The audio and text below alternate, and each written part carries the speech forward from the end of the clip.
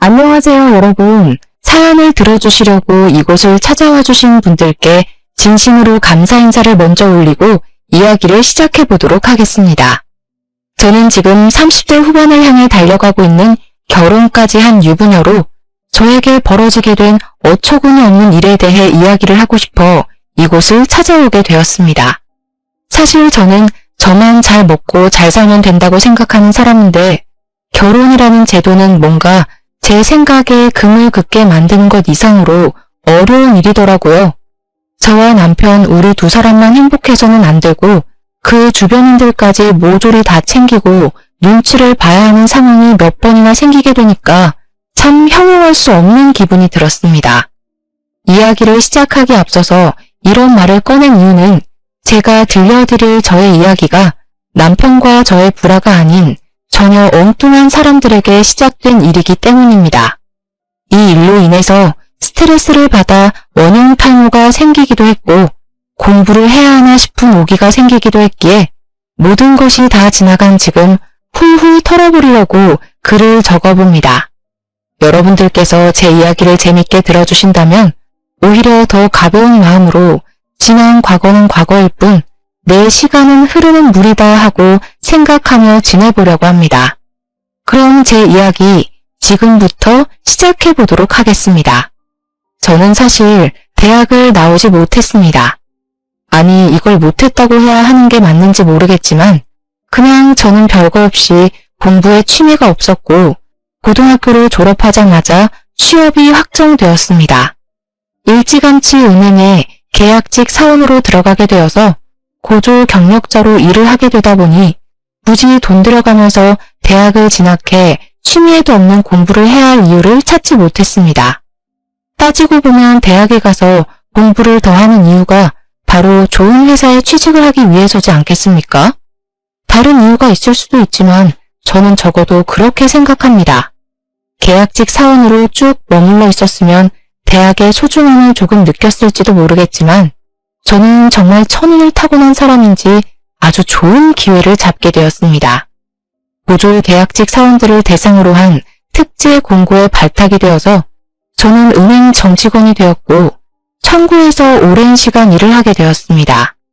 그러다 제 나이가 28살이 되었을 때 처음으로 저희 지점에서 오게 된 남편을 만나게 되었고 서로 첫눈에 반해버려 연애를 시작하게 되었습니다. 첫눈에 반했을 때 정말 제 인생의 동반자를 만난 것 같다는 느낌을 받았습니다. 이 사람과 1년을 연애하면서 점점 더 그 생각은 짙어지게 되었죠. 식성부터 사소한 습관 하나하나까지 서로 너무 잘 맞는 부분이 많아서 조금 성급할지 모르겠지만 저희는 연애 1년 만에 결혼을 약속하게 되었습니다.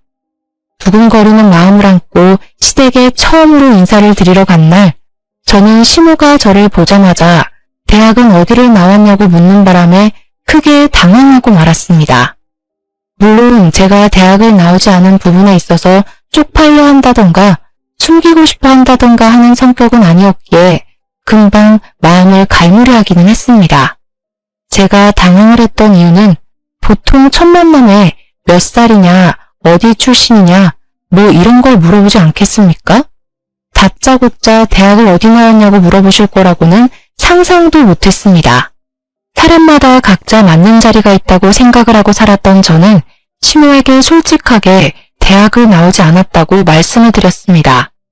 사실 결혼하는데 대학을 어디 나왔는지가 얼마나 중요한가요? 명문대 출신의 백수라면 그게 무슨 소용이 있겠습니까? 저는 고졸 출신이긴 하지만 은행 정직원 계약도 했고요. 제 자리에서는 잘 살고 있다고 생각합니다. 근데 제가 대학을 나오지 않는 고졸 출신이라고 말을 하자 시부가 인상을 팍 쓰시는 게 아니겠습니까? 사람 면전에 대놓고 표정 관리하지 않는 모습에 살짝 놀랐습니다. 시모가 저를 보며 과하게 놀라면서 말씀을 하셨습니다. 대학을 나오지 않았다고?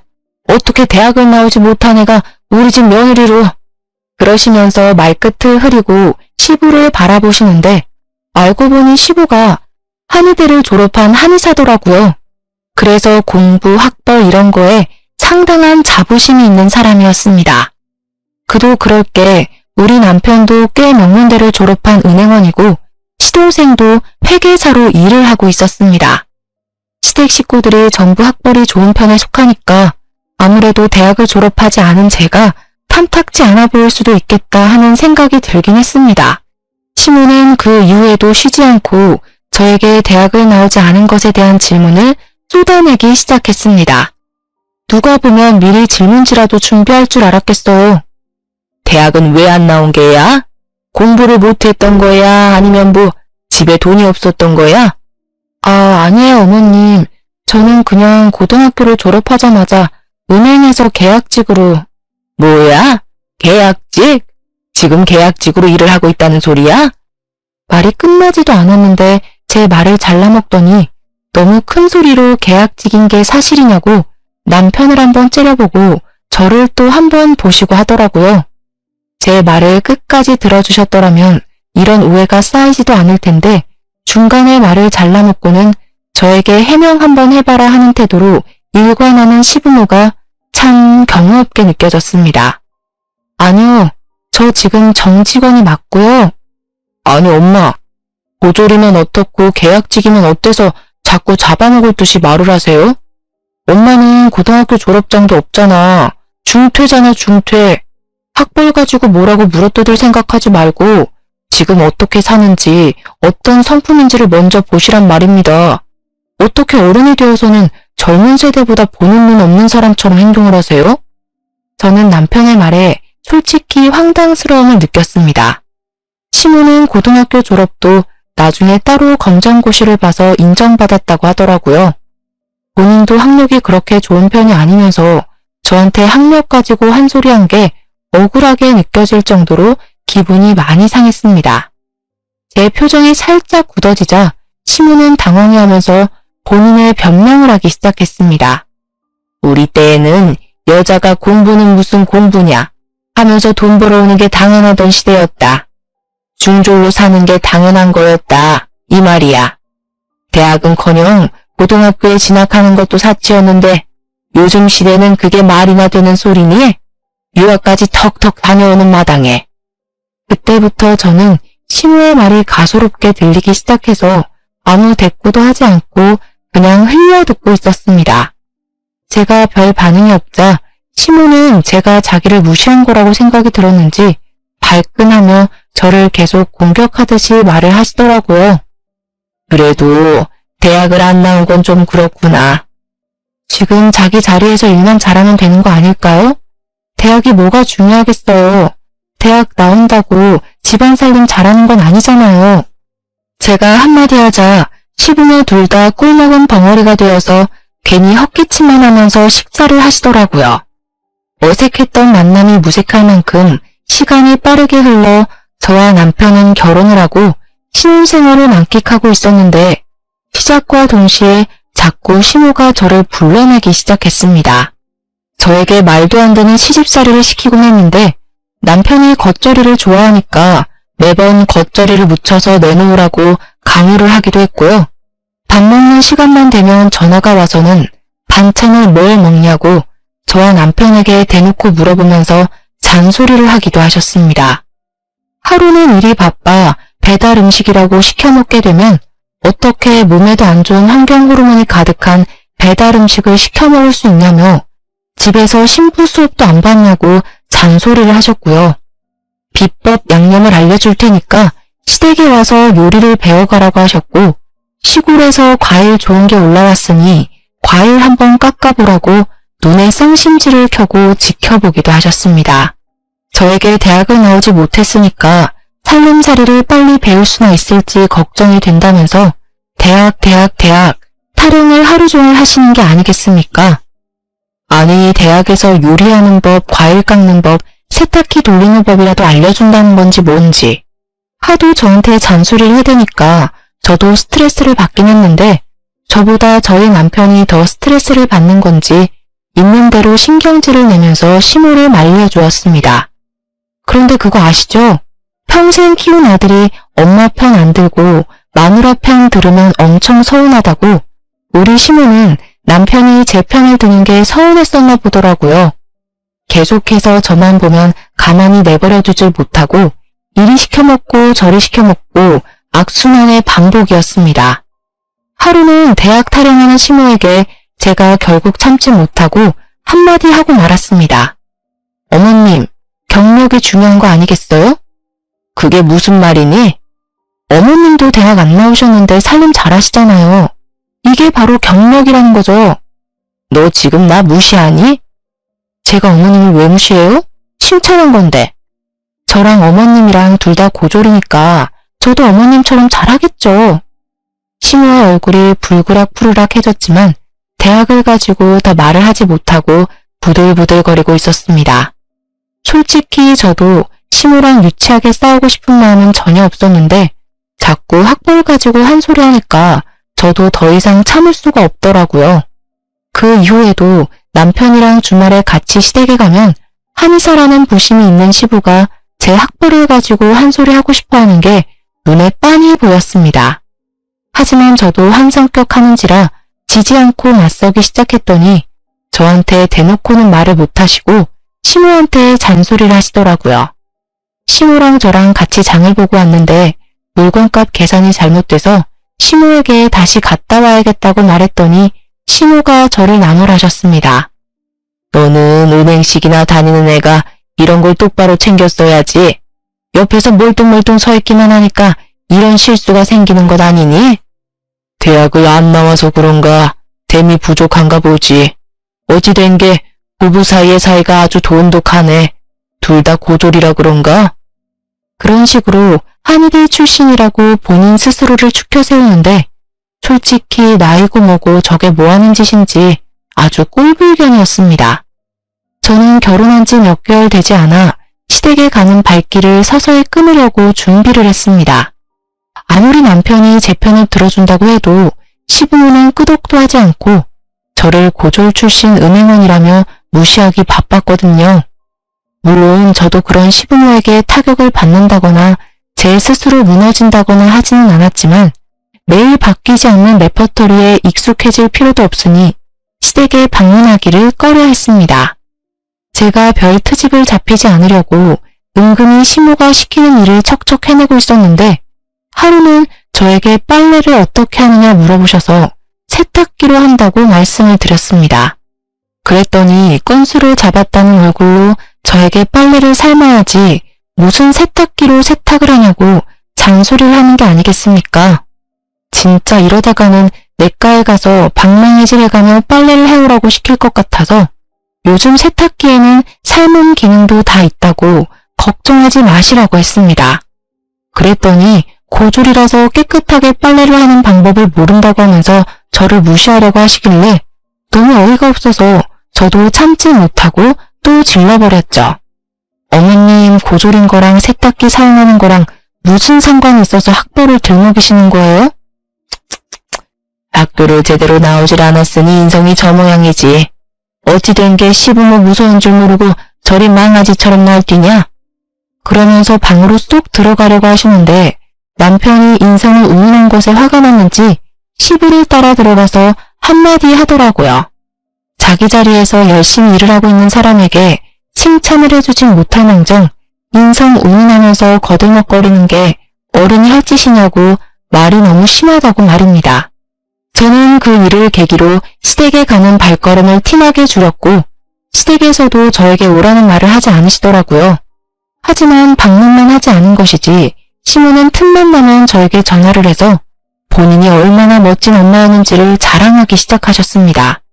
시부는 한의학을 전공했으니 공부 부심을 충분히 부를 수 있다고 100번 양보해서 생각을 할 수 있었습니다.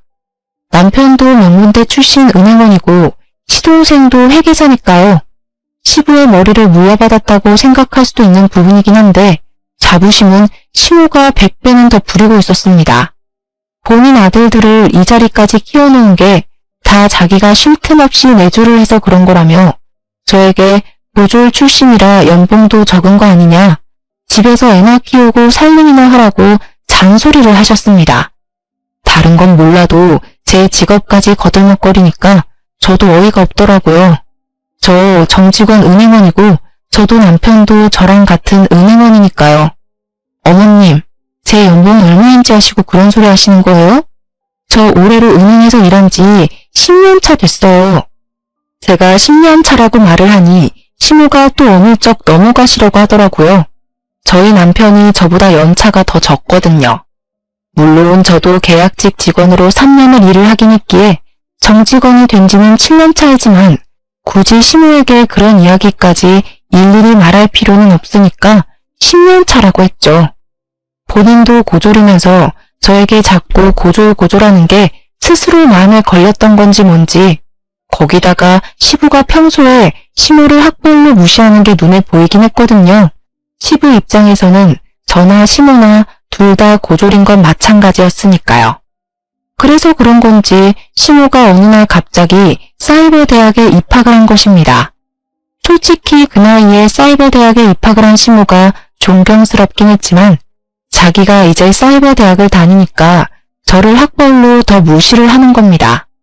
아직 졸업장을 받진 못했지만 대졸이라고 하면서 아니 근데 저도 마음만 먹으면 사이버 대학이야 당연히 입학할 수 있죠. 근데 이미 안정적인 직장에 있는 마당에 그것도 정년까지 버틸 수 있는 직장인데 제가 사이버 대학에 가서 어디다가 쓰겠습니까? 시간이 흘러 저희 부부가 결혼을 한 지 3년 차가 되었을 때 시동생이 결혼을 하고 싶은 여자가 생겼다고 이야기를 하면서 저희 부부에게 여자친구를 소개해 주었습니다.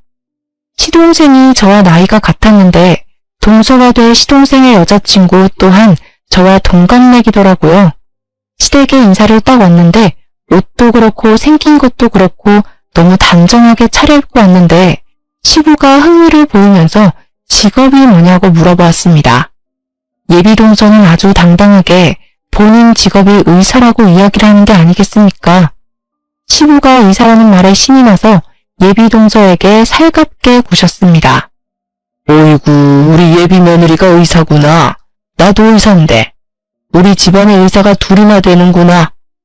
입이 귀에 걸려서 껄껄 웃으시는데 저를 처음 봤을 때랑은 너무 다르게 동서를 대하는 모습에 속이 살짝 뒤틀릴 뻔했습니다. 제가 또 공부나 학벌 이런 걸 따지는 시부의 성격을 아니까 그냥 별소리 없이 조용히 있었는데 동서가 시부의 눈을 똑바로 바라보면서 이런 말을 하더라고요. 아버님은 한의사라고 들은 것 같은데 저는 그냥 의사요. 그 말에 저랑 남편이랑 둘이 은밀하게 시선 교환을 했는데 둘 다 말하지 않아도 알아요. 딱 그 표정이었습니다. 예비동서의 성격이 장난 아니구나 하고 알게 된 시작이기도 했습니다. 당연히 동서의 말에 시부모님 두 분 다 당황했는데 예비동서는 마치 아무런 일도 없었던 것처럼 평온하게 커피를 마시고 앉아있더라고요. 그때 시모가 저에게 과일을 좀 내오라고 시키셨고 동서가 인사를 드리러 온 자라니까 잡일 정도는 제가 해도 되겠다 싶어서 과일을 깎아서 내왔습니다.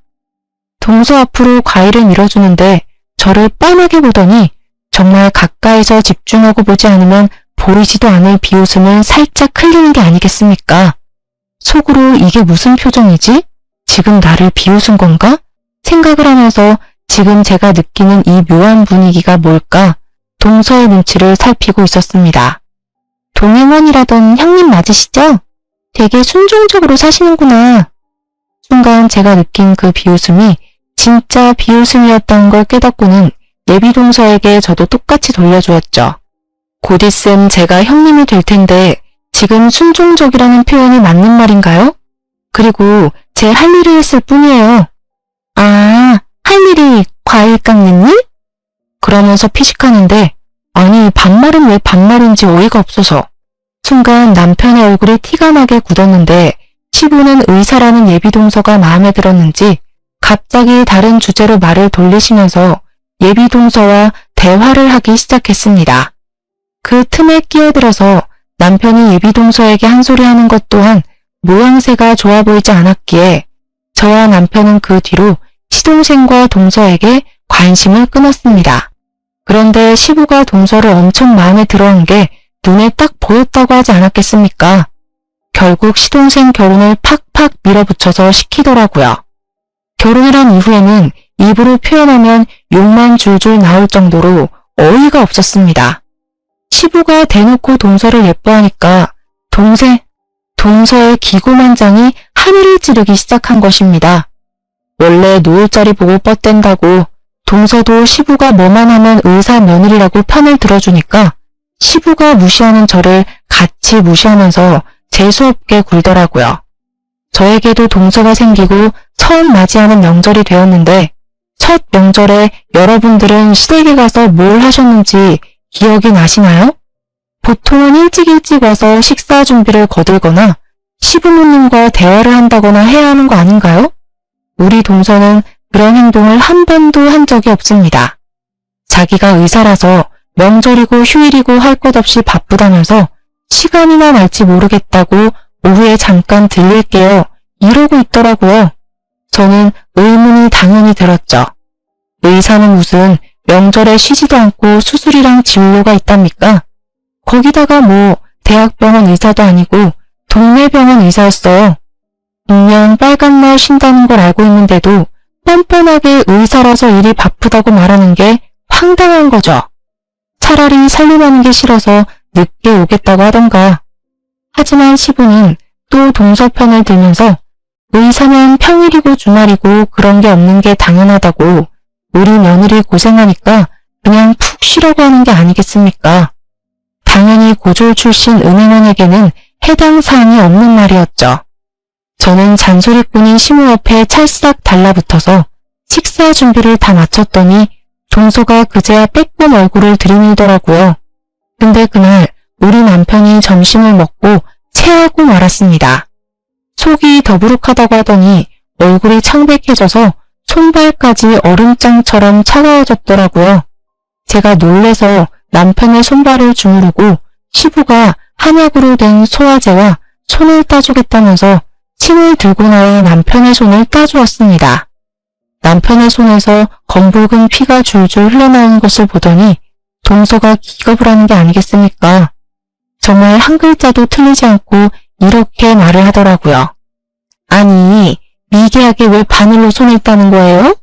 위장약 먹으면 금방 소화가 될 텐데 민간요법이니 뭐니 하면서 침 놓는 거 정말 이해가 안 되네요.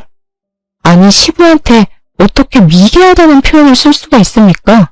시부는 자기 귀로 들은 게 맞냐는 표정으로 동서를 바라보고 시모 표정도 완전히 썩어 들어갔습니다. 그것뿐이라면 사실 동서에 대한 이야기를 이렇게 줄줄이 늘릴 필요도 없죠. 동서는 바쁘다면서 명절이고 시부모 생신이고 뭐고 집안일에 도움이 되는 일은 한 적이 없습니다.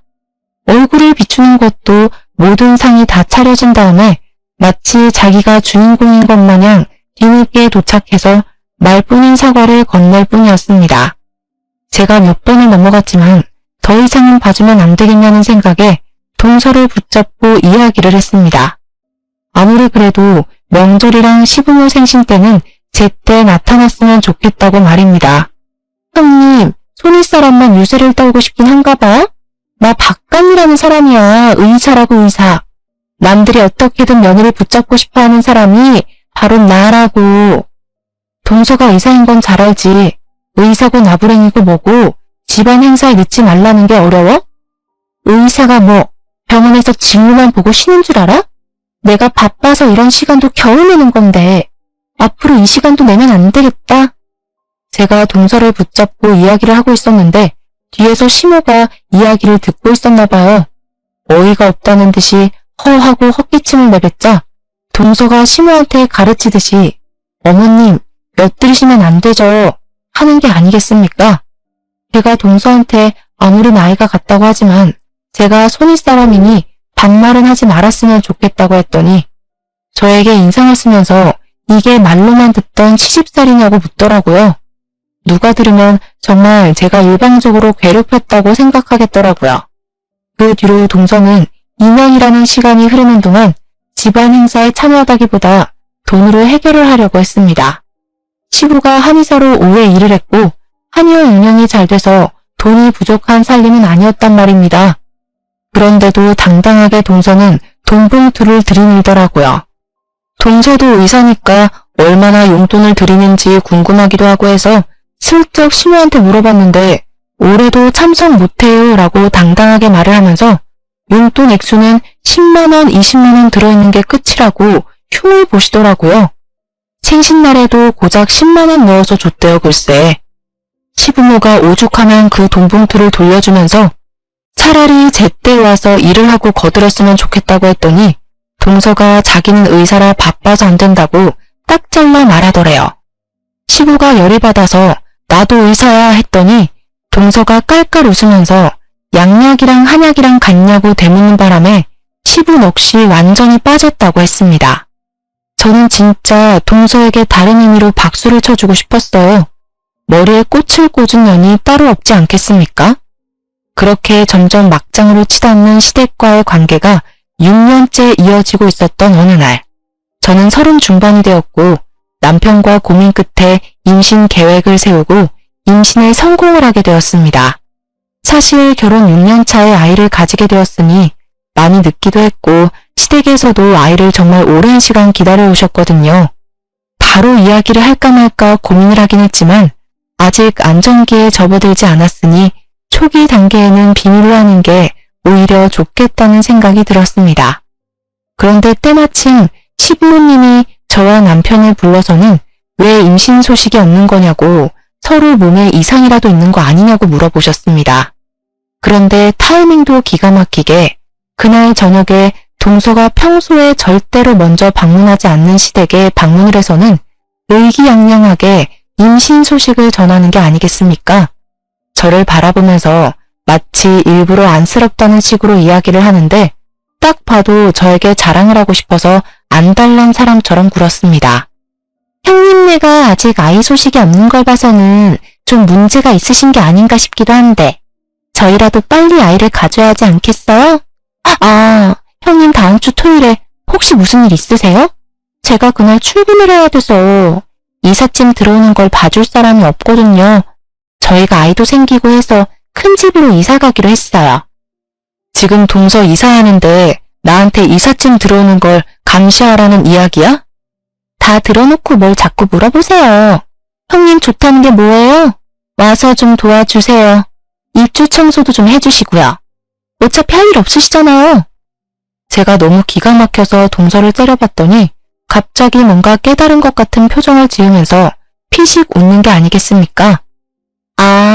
제가 수고비 드릴게요. 섭섭치 않게.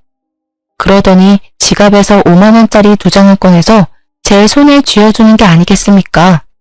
제가 5만 원짜리 2장을 가만히 보고만 있으니 동서가 웃으면서 뭐 하냐고 받으라고 하더라고요.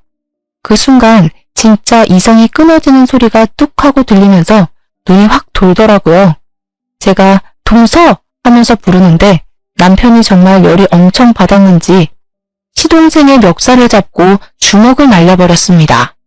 시부모도 시동생도 동서도 다 놀라서 남편을 쳐다보더라고요. 야, 학벌 좋은 의사는 뭐해? 인성이 쓰레기인데. 어디서 저런 여자를 마누라랍시고 데리고 다녀? 입주 청소가 뭐가 어쩌고 어째? 5만 원짜리 2장 가지고 지금 무슨 생색을 내는 거야? 세상 물정 너무 모르네. 아주버님, 아무리 그래도 저희 남편 얼굴에 주먹질한 거 사과하셔야 할 거예요. 와, 진짜 뚫린 입이라고 아무 말이나 하네. 내가 차마 임신한 여자는 못 때려서 어쩔 수 없이 이 새끼를 때리긴 하는데 앞으로 재수씨 조심 좀 하고 살아. 알겠어? 너네 밑에서 자랄 애들 인성이 벌써부터 눈에 훤하다. 저는 남편이 저 대신에 시동생에게 주먹질을 해줘서 너무나도 고마웠습니다. 안 그랬으면 제가 임신을 한 몸으로 임산부의 빵을 때릴 뻔했지 뭐예요. 남편은 멍하니 있는 시부모께도 경고를 하듯이 이야기를 했습니다. 앞으로 이런 걸로 스트레스 줄 거면 2번 다시는 찾아오지 않겠다고 말입니다. 동서는 시동생의 얼굴을 이리저리 살피면서도 저에게는 끝까지 사과를 하지 않고 모른 척하면서 저희가 집에 가는 걸 지켜만 보고 있더라고요.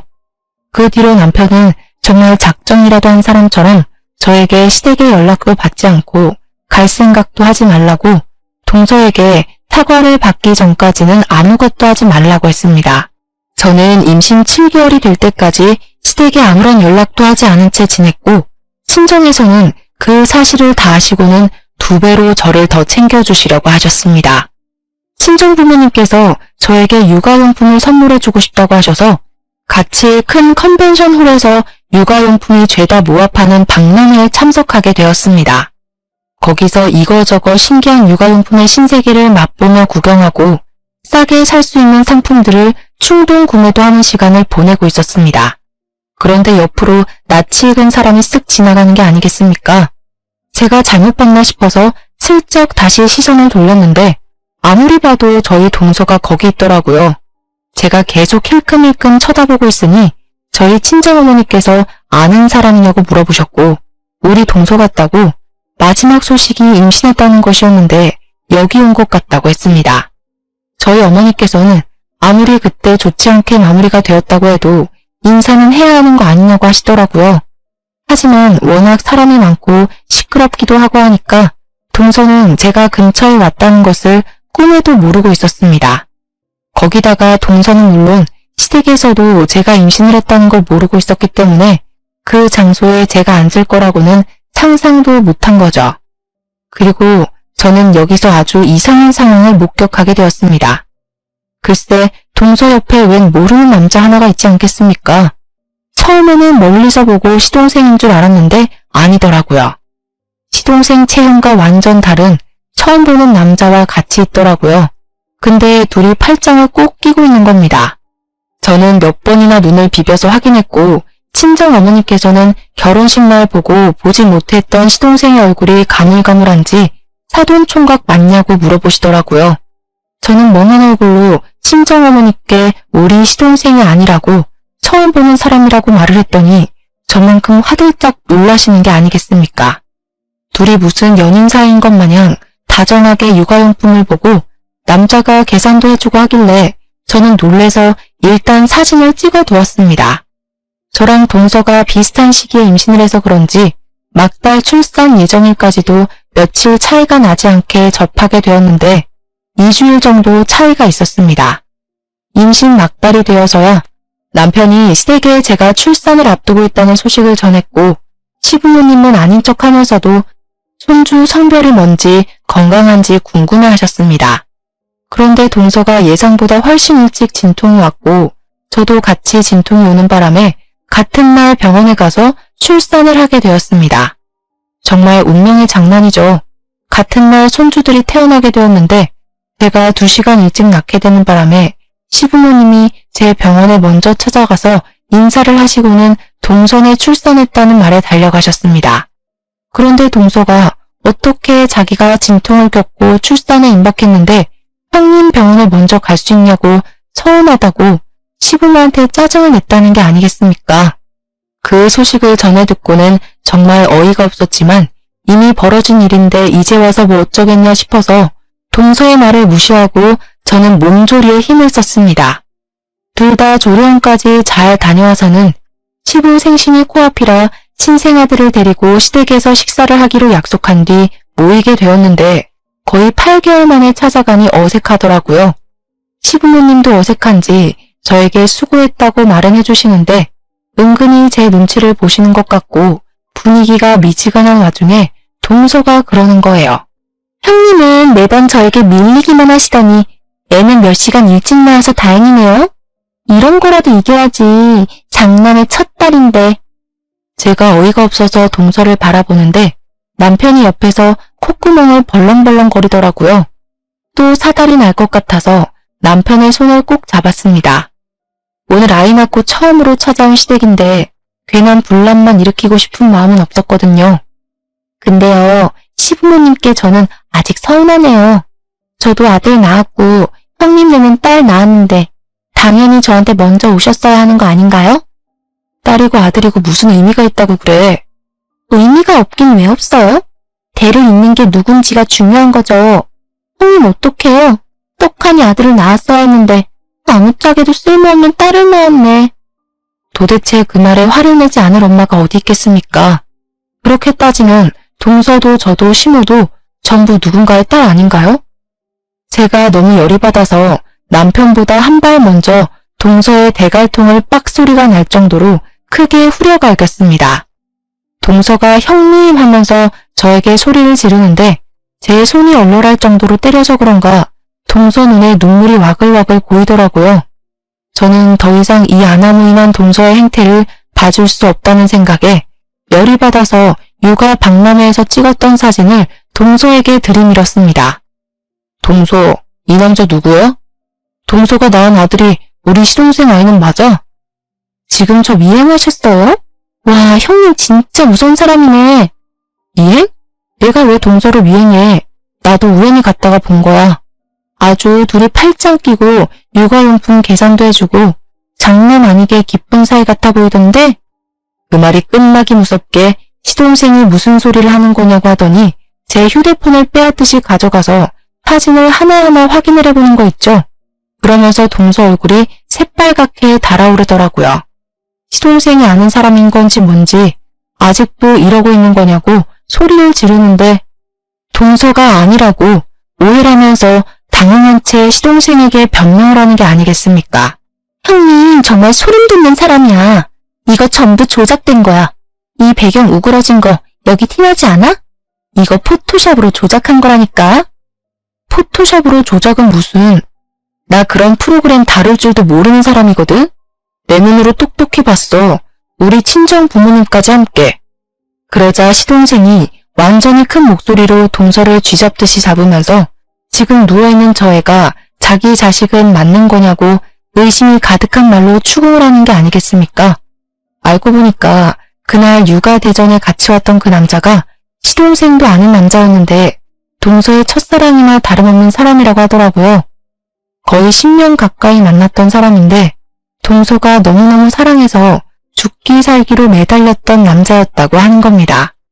그 남자가 바람을 피우고 딴 여자랑 결혼을 하는 바람에 동서도 홧김에 시동생이랑 서둘러 결혼을 했는데 그 뒤로 새벽에 첫사랑에게서 가끔 연락이 도착했대요.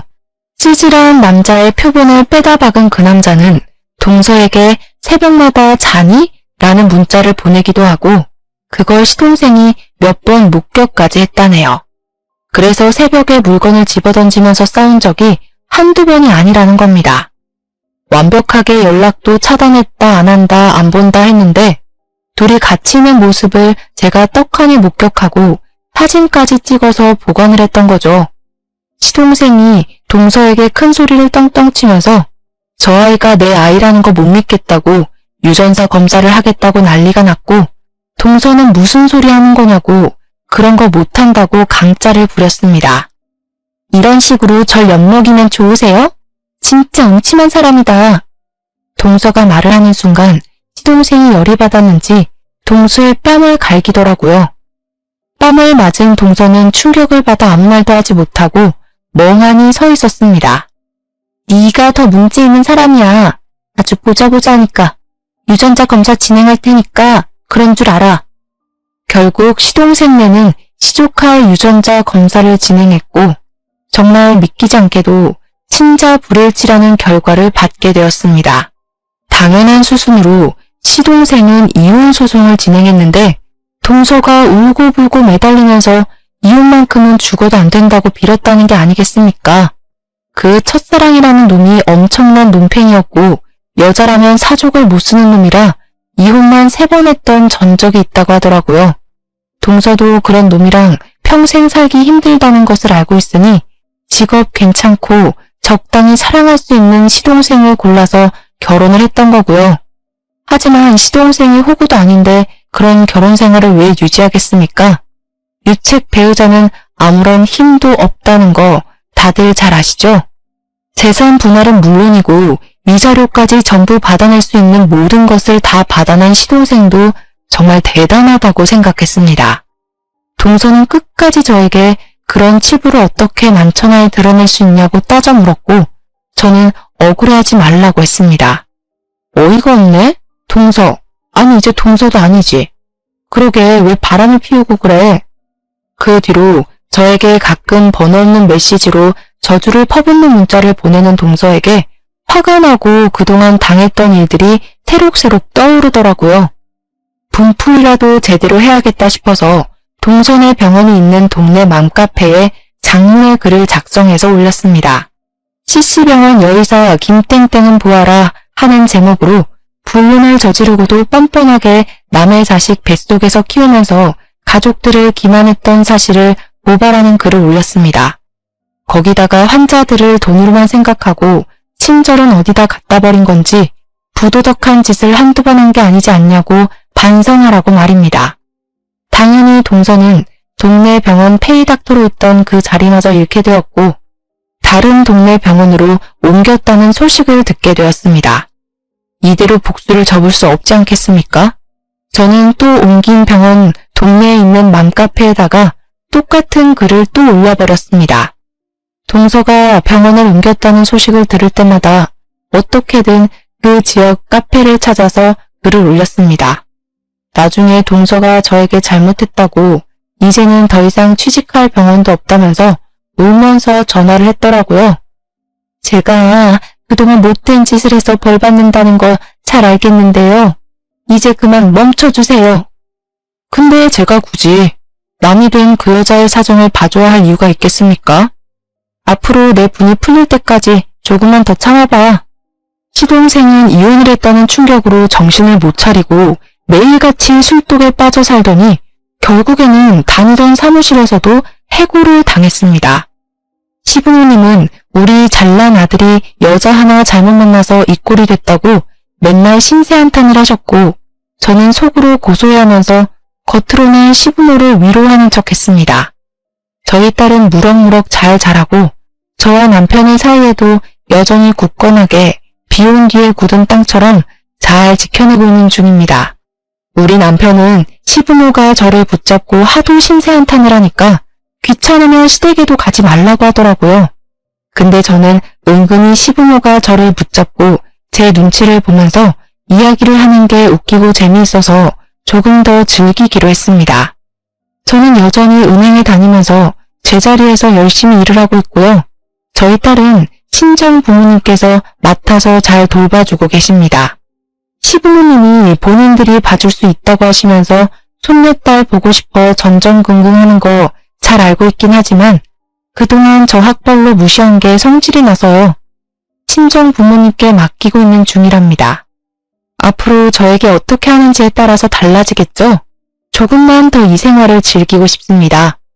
이래서 미꾸라지 한 마리가 물을 다 흐린다는 말이 있는 건가 봅니다. 애초에 그런 인간이 동서로 들어오지만 않았더라면 이 지경까지 막장으로 치닫을 일도 없었을 건데 말이죠. 새삼 교훈 하나 얻고 가네요. 여러분들도 앞으로 사람 보는 눈 키우시면서 늘 좋은 인연만 함께하길 바라겠습니다. 사연 들어주셔서 감사합니다.